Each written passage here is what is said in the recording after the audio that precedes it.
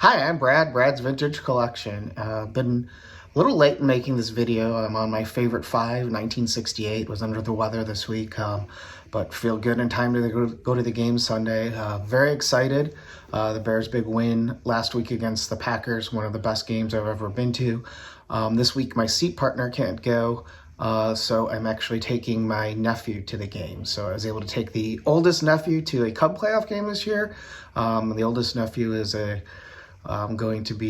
is a senior in high school, and I get to take the youngest nephew, who's a freshman in high school, to the Bears playoff game. So very excited to be able to be a good uncle to my nephews and take them both to something that they'll remember for the rest of their lives. Hopefully we can bring home a win against the Rams on Sunday. Going to continue with the favorite five. Dylan and I have been kind of going back and forth. He was patient waiting for me to get 68 done before he does his. I've kind of expanded it a little bit. I'm going to show my favorite five, but I'm also going to show a couple other cards that kind of spotlight the 67 season, which Topps does a good job of doing with the cards from the next year. So I'll show my favorite five, but I'll show a couple of the leader cards as well and kind of tell the story of the 67 and the 68 season a little bit through the cards, which I think makes it a little more interesting and more fun. So a couple more cards, but more of a story than just the visual appearance of the favorite five like the series started as. So without further ado, I'll turn the camera around and show some 1968 baseball card. Okay, I've turned the camera around, and before I get into my favorite five, I kind of want to talk about how the 1968 cards spotlight the 1967 season. And 1967 was Carl Yastrzemski's Triple Crown season. So there were Triple Crowns in 66 and 67, kind of cool. Something that hadn't happened in baseball in a while, happened 2 years in a row, and then didn't happen for a long time again. But looking at the back of Yaz's card, he had a 326 average, 44 homers, and 121 RBIs. So while the picture on the Yaz card didn't get it into my favorite five, really wanted to talk about this card and how it commemorates his season with the stats on the back. And then I wanted to show a couple of the leader cards that didn't make my favorite five, but probably normally would. First of all, an NL leader card with 3 Hall of Famers, and I love those cards. When you get multiple Hall of Famers on, I'm just going to hold it up closer since the sideways doesn't work as well. But you can see this one is the NL RBI leaders, and it's got Cepeda, Clemente, and Aaron. Just a phenomenal card, and I really, really love the picture of Clemente. It almost looks like he's kind of giving a side eye to Hank Aaron for some reason because he beat him in RBIs or something like that. But I just love that look on Clemente's face. I love the look on Aaron's face. And then looks like Cepeda's doing the same thing to Clemente, saying, hey, I beat you. And looking at the back, 111 RBIs for Cepeda, 110 for Clemente, 109 for Aaron. So 2 RBIs separated first and third, and great seasons for all 3 of the players on the front of this card in 1967. And on the second one, I only have 2 of the 3 leaders. I still need card number 2. It's one of 2 cards I need for my Hall of Fame run, or 3 cards I need for my Hall of Fame run in 1968. But this one has 3 Hall of Famers as well, and this is the RBI leaders for the American League, and it's got Yaz, Killebrew, and Frank Robinson. So the 2 RBI leader cards combine of 6 Hall of Famers and some great leader cards to get for your collection to really get star power on the front. And on the back, again, you can see in 1967, Yastrzemski had 121 RBIs, leading all of baseball. Killebrew would have led the National League with 113. And then, surprisingly, the third place is 94. So a huge difference between 121 for Yaz in first and 94 for Frank Robinson in third. And there weren't 300 RBI guys in the American League. So love looking at the back of the leader cards and seeing the story from the year before. So now I'll get into it. My favorite five from 1968. I love this set. A lot of people are not fans of the burlap. My number 5 card is Roberto Clemente, and unfortunately it says Bob Clemente still on these cards. Dylan had something interesting in one of his videos where he showed the autograph and mentioned that the autograph has Bob Clemente on it. And I know those autographs for Topps came from the Topps contract, so maybe Topps was doing it because apparently Roberto signed Bob on his first Topps contract, and You can see that in the autograph of the 67 set where it has the facsimile autograph. So it might be the reason. It may not be something nefarious like a lot of people think, or maybe there's a story behind it. Theo, I'm sure you'll tell me if you know the actual reason Topps went with Bob, but it could possibly be because that's the way he signed his contract. Anyway, just love the image of this card, love the serious look on Clemente's face. And why I love the 1968 set is Topps really gets it right with the color and the image clarity. A lot of the pictures are the same in 68 and 69, and I consider 69 Topps' worst set, and I'll talk more about that next week. But the image clarity on 68 is probably the best Topps has in the 50s and 60s. They just are crystal clear pictures. The registration, they get perfect. The color, they get perfect. If I zoom in on this one a little bit, you can see just the blue in the background, how clear the picture is, how dark the colors are. And that's why I love this 68 set. And so the burlap bad boys, in my opinion, and a lot of people think that they're ugly and plain, but I really, really love this set. Next card that I choose, number 4, is Bob Gibson. And Bob Gibson's 68 season was historic, and one of the big reasons that they raised the mound in Major League Baseball. He just dominated in 68. So this card is from both his MVP and Cy Young season and the best season of his career.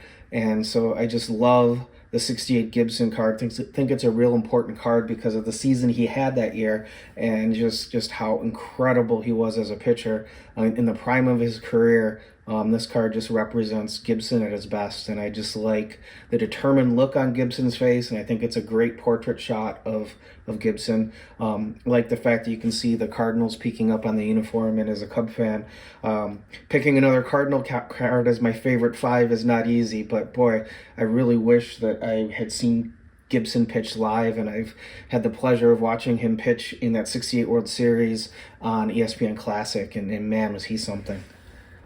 Number 3 is going to be a multiplayer card. You know that I love the multiplayer cards, and I'm going to hold this closer instead of putting it on the stand.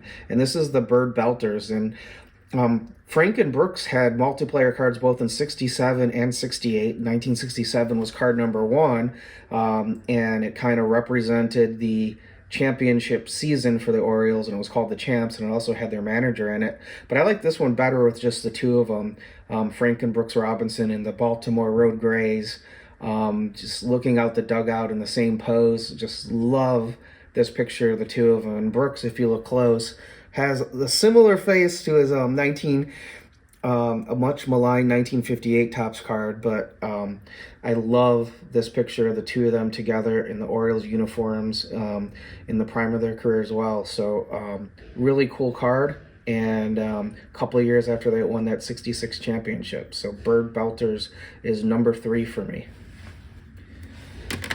The number 2 card, I'm going to go with another multiplayer card, and this is the Superstars card, and this has always been one of my favorites.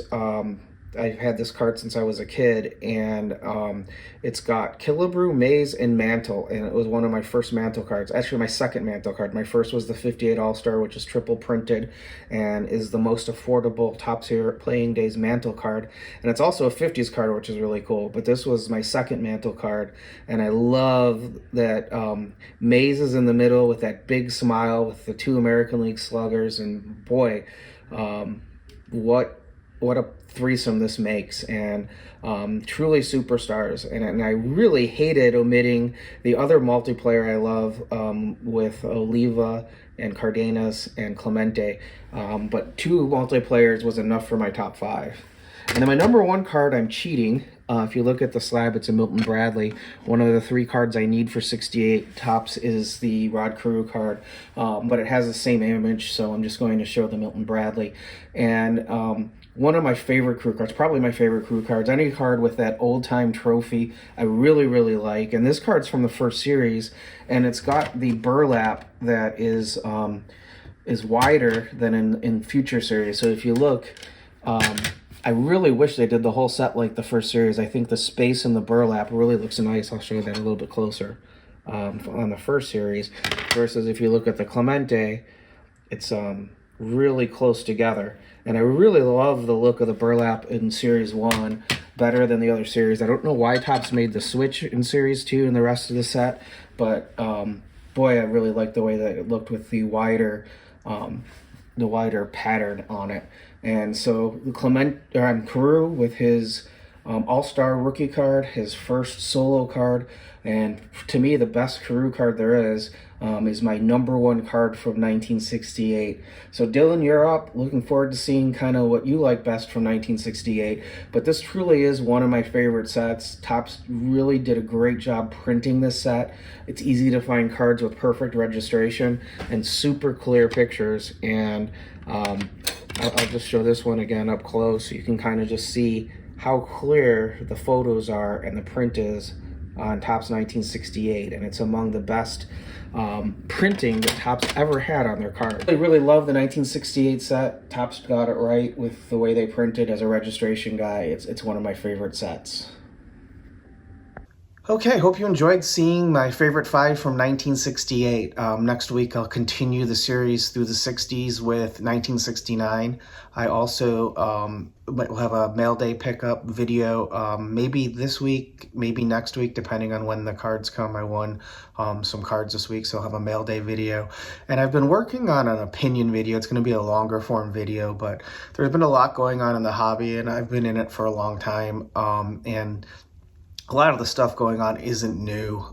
There's always controversy, so I kind of want to give my take a little bit on some of the things going on and warn some people about some people have done stuff in the hobby that are surfacing again, just to make sure people are aware of who they're dealing with. So been working on that video for a little while, and hopefully we'll get that done in the next week or so as well. So if you've liked this video and you've liked the Favorite 5 series, please consider subscribing to my channel.